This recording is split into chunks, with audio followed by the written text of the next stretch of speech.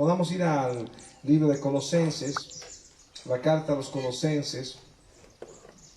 Vamos al capítulo 1, versículos 15 al 20. Señor amado, presentamos, Dios, Padre, tu palabra. Te rogamos que tú nos des sabiduría, gracia para enseñar y puedas darnos una mente abierta, Padre, una mente atenta, Señor bendito Dios, a tu palabra para, Señor, recibirla y crecer, Señor, en ella.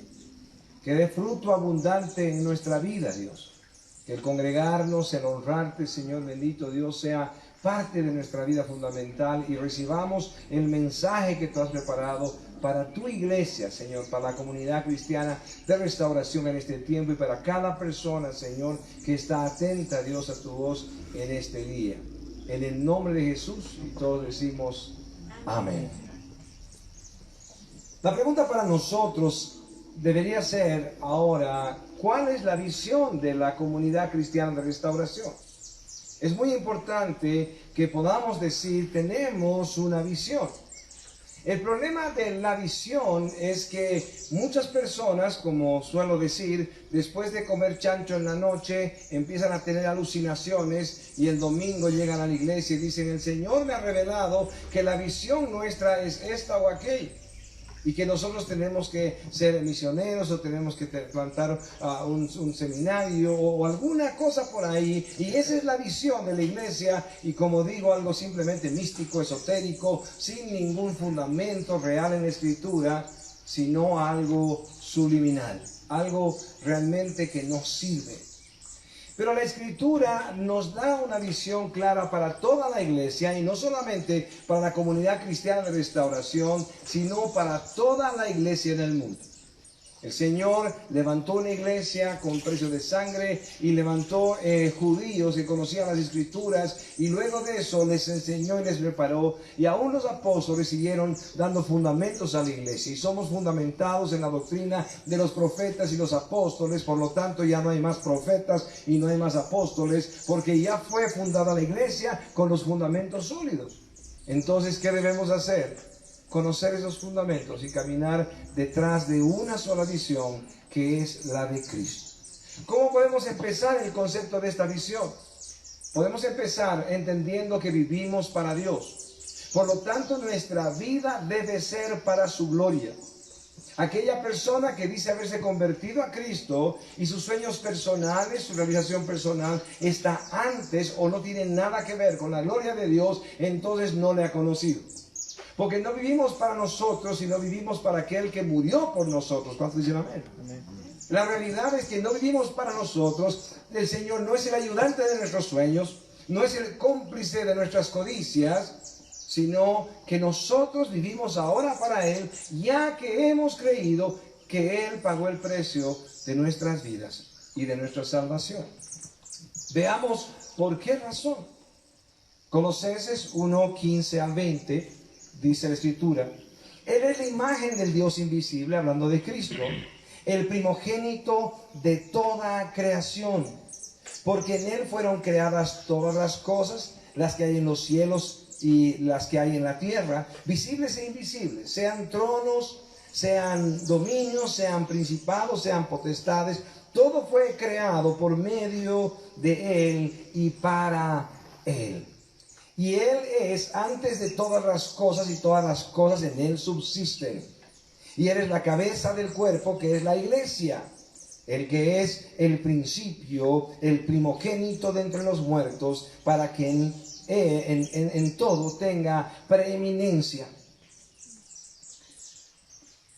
Versículo 19, por cuanto agradó al Padre que en Él habitase toda plenitud y por medio de Él reconciliar consigo todas las cosas, así las que están en la tierra como las que están en los cielos, haciendo la paz mediante la sangre de su cruz. Veamos el versículo 15, dice, Él es la imagen del Dios invisible, el primogénito de toda creación.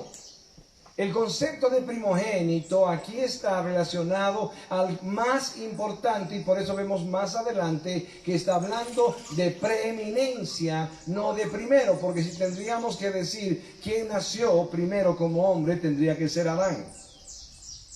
Tendría que ser Adán el primero que nació como hombre, pero él es el primogénito entre los hombres, por lo tanto es un concepto de preeminencia. Me ayudan, no sé, con algún celular que está distrayendo. Entonces el concepto de primogenitura está relacionado justamente a la preeminencia de Cristo, al lugar que tiene sobre todo. Y ahí lo confirma en la misma escritura.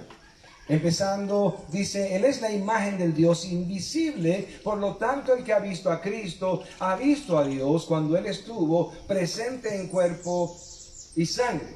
Ahí el Señor era la imagen perfecta de Cristo y reflejaba a Cristo, pero a Dios mismo, porque Él era Dios. Ahora, no podemos nosotros decir que Dios es uno y Cristo es otro, porque el mismo Cristo nos enseñó que Él mismo es Dios y uno con el Padre. Por lo tanto, si nosotros honramos a Cristo, a Dios honramos. La razón por la que vivimos para su gloria, vivimos para Él, es que Él es la imagen de Dios y es el más importante en toda la creación. Versículo 16. Porque en Él fueron creadas todas las cosas, las que hay en los cielos, las que hay en la tierra, visibles e invisibles, sean tronos, sean dominios, sean principados, sean potestades. Todo fue creado por medio de Él y para Él.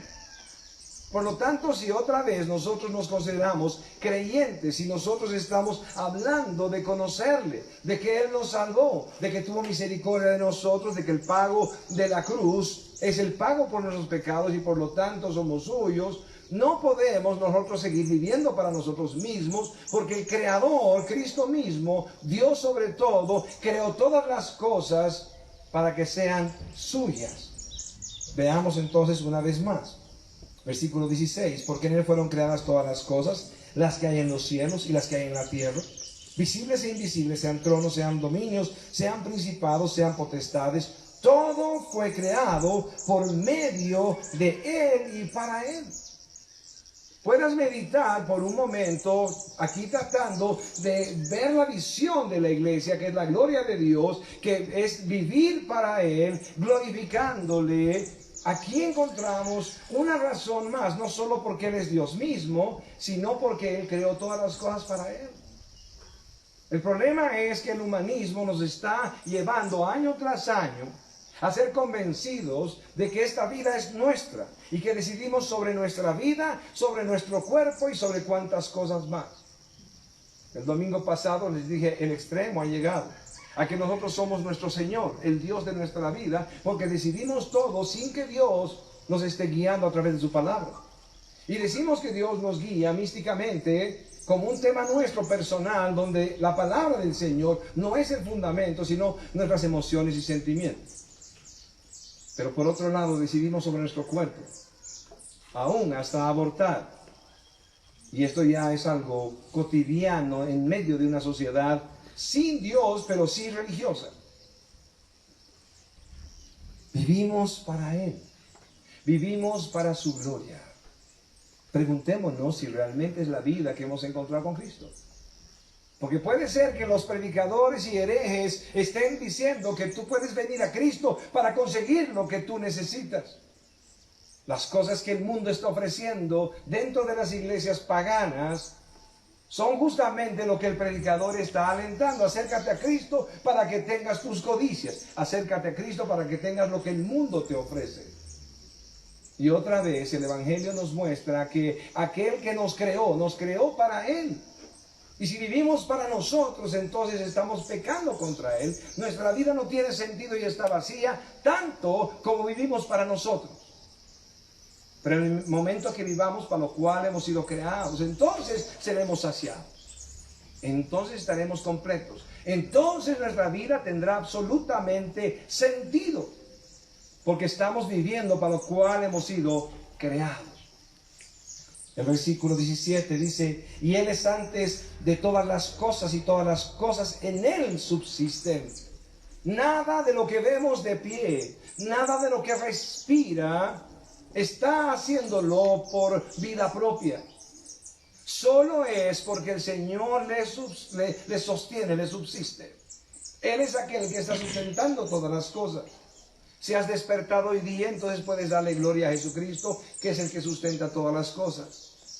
Si el mundo de alguna manera está de pie, es por causa de que Él lo sostiene.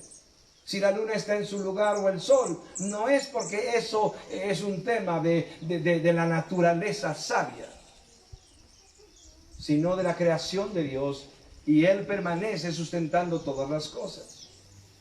Podemos decirle al Señor, yo no estoy de acuerdo. Bueno, si no estás de acuerdo con el Señor, entonces estás perdido.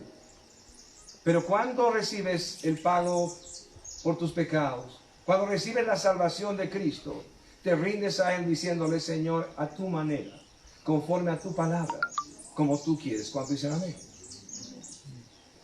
Vemos el versículo 18 y dice, y Él es la cabeza del cuerpo, que es la iglesia, el que es el principio, el primogénito de entre los muertos, para que en todo tenga preeminencia. Primero, Él es la cabeza del cuerpo, que es la iglesia. Y aquí hay un problema. El día que yo dejé la iglesia donde estaba ya como parte de los pastores y estaba en medio de tantas herejías, donde se pactaba con dinero, donde se diezmaba para que Dios le dé a uno algo y no para sustento de la iglesia, donde realmente los sueños tenían que realizarse porque nos habíamos acercado al Señor, y todas codicias que podíamos tener iban a ser cumplidas por el Señor porque ofrendábamos, diezmábamos, servíamos en la iglesia o asistíamos ahí. Cuando dejé esto hace más de 20 años o un poco más todavía, resulta que el buscar al Señor, el dejar todas estas cosas, el apartarme de esto,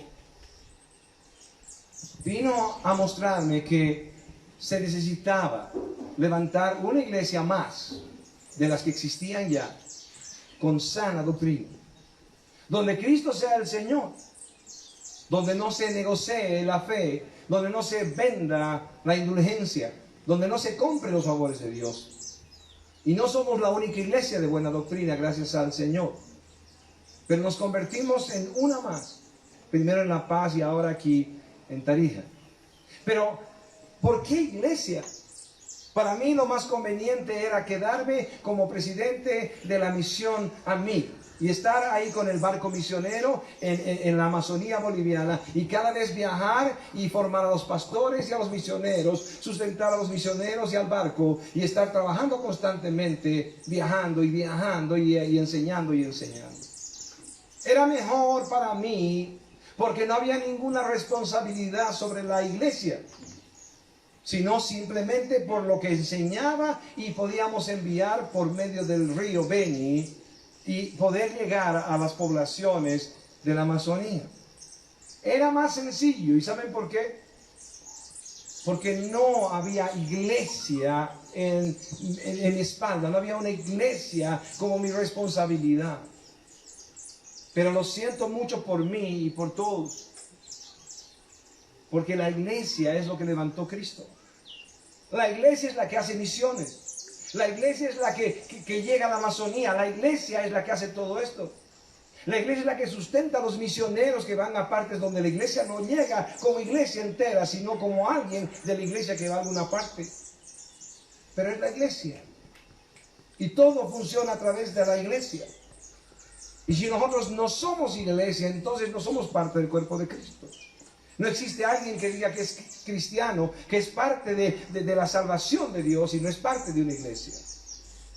Y no es una secta donde hay dominio sobre las vidas, porque esas son herejías, sino que la iglesia de Cristo está creciendo constantemente, y es lo que vamos a ver esta noche, y cómo funciona la iglesia según la Escritura. Versículo 18, una vez más, dice, y Él es la cabeza del cuerpo, que es la iglesia, el que es el principio, el primogénito de entre los muertos, para que en todo tenga preeminencia. Habíamos visto al principio en el versículo 15 que Él es la imagen del Dios invisible, el primogénito de toda creación, y ahora es el primogénito de todos los muertos. Vimos nosotros que si hubiera sido el primer hombre creado, entonces hubiera sido Adán. Y entendemos que no está hablando de Adán, porque está hablando de esta primogenitura que está relacionada a la preeminencia, a lo más importante. ¿Qué pasaba con los judíos? Podían entender este concepto, porque el primogénito recibía más de la herencia. Y no solamente recibía más de la herencia que los demás, sino que si aún el padre moría, él tomaba la patria potestad sobre todos. Ese primogénito entonces pasaba a ser como el padre de todos. Y ese es el lugar que está aquí tomando Cristo dentro de las Escrituras. Él no fue el primero creado, sino el más importante como un primogénito. Y él no fue el primero en morir como hombre. ¿Cuál fue? Entonces Caín mató a Abel. Está diciendo gloria a Dios.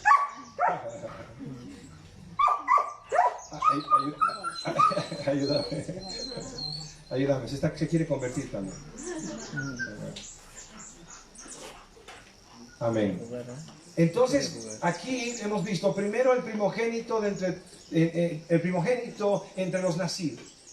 El primogénito de la creación. Y luego aquí está el primogénito de entre los muertos, que tampoco estamos viendo a nosotros que sería cierto. Si es primogénito, el primero en morir, entonces tendría que ser Abel. Por lo tanto, aquí dice, y él es la cabeza del cuerpo, que es la iglesia, versículo 18, el que es el principio, el primogénito de entre los muertos, para que en todo tenga, ¿qué? Preeminencia. Para que Él sea el importante sobre todo. Así como creó todo para que sea suyo y tu vida y mi vida es suya y la iglesia es suya, entonces Él es primero sobre todo. Y el que vive para sí no vive para Dios. Por lo tanto es necesario recibir esta salvación y morir para que Cristo viva.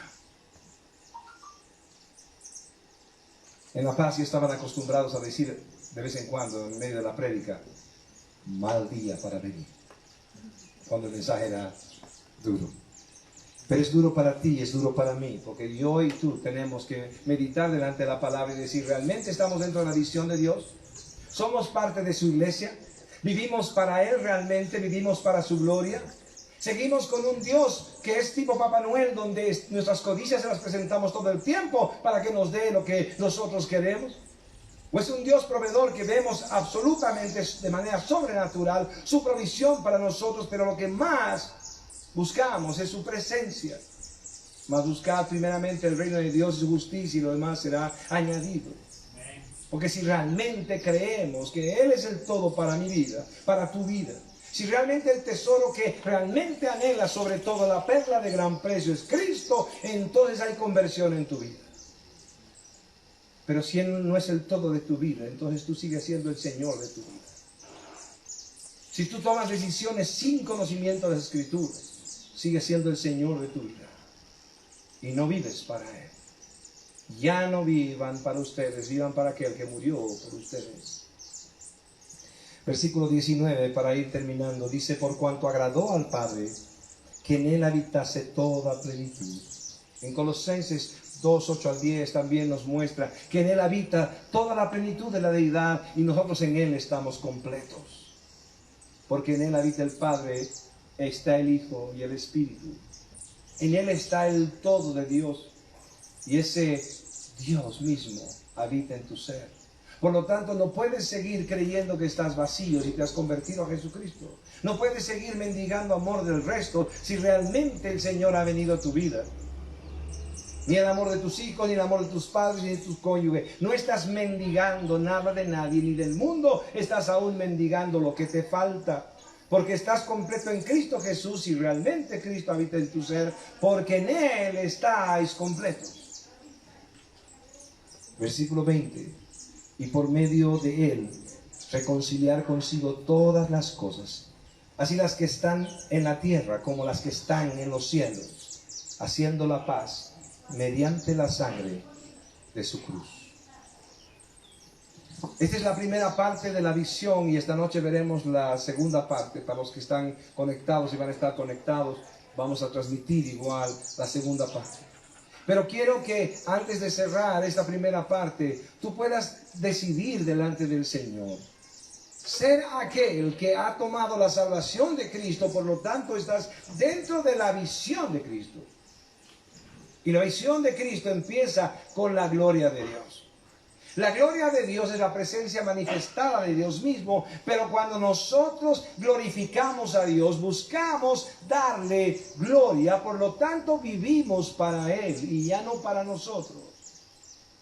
Es tan triste que la cruz queda como algo inservible en la vida de aquellos que se llaman cristianos, pero siguen viviendo para ellos y no para el Salvador, no para el que pagó el precio por sus vidas. Y esto no significa entonces todos dejen su trabajo, todos dejen su estudio y ahora todos sean pastores, todos sean misioneros. No, cada uno de pastor, de misionero, de empresario, de mensajero, de militar, de lo que sea, debe vivir para Cristo, debe vivir para la gloria del Señor, debe su vida reflejar a Cristo y darle gloria. Pero si no vivimos, ayúdame, avísame que estamos, una pregunta. Si nosotros en realidad seguimos viviendo entonces para nosotros, no estamos ni en la visión de Dios, ni somos parte de su iglesia. La iglesia de Cristo es el conjunto de pecadores reunidos buscando hacer la voluntad de Dios y darle gloria.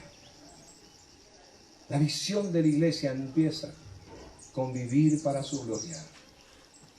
Quiero que puedas meditar en esta mañana si realmente tu conversión te ha llevado a vivir para Él. Porque si no vives para Él, toda religión te sirve. Cualquier religión te sirve si no vives para Él. Si es tu parte espiritual, ya yo tengo mi parte social, mi parte deportiva, y esta es mi parte espiritual, el domingo a la iglesia y decir gracias al Señor por los alimentos todos los días. Si esta es tu vida o tu parte espiritual, entonces no hay conversión en tu vida. La visión del Señor para su iglesia, para sus hijos, para la creación entera, es que seamos y vivamos para lo cual hemos sido creados. Y esto es para agradarle. Ponte de pie y podamos tomar decisiones delante del Señor para ser parte no solo de la comunidad cristiana de restauración, sino para ser parte de la iglesia de Jesucristo, con la única visión que empieza con la gloria de Dios. Ponte de pie, habla con el Señor. Señor amado, dile al Señor.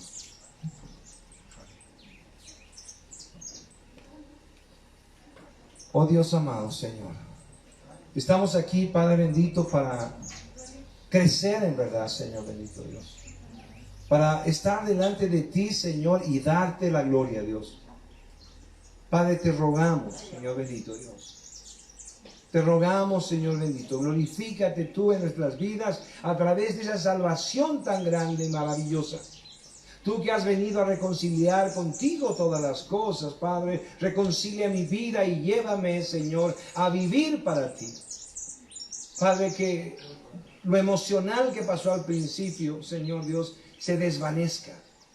Y hoy día sea un amor real, Padre. Que sea el verdadero primer amor que no tiene nada que ver con las emociones, sino con la decisión real de darte nuestras vidas. Tú lo has dado todo por mí, Señor. Te doy todo a ti, Señor, y soy tuyo. Habla con el Señor ahí donde estás.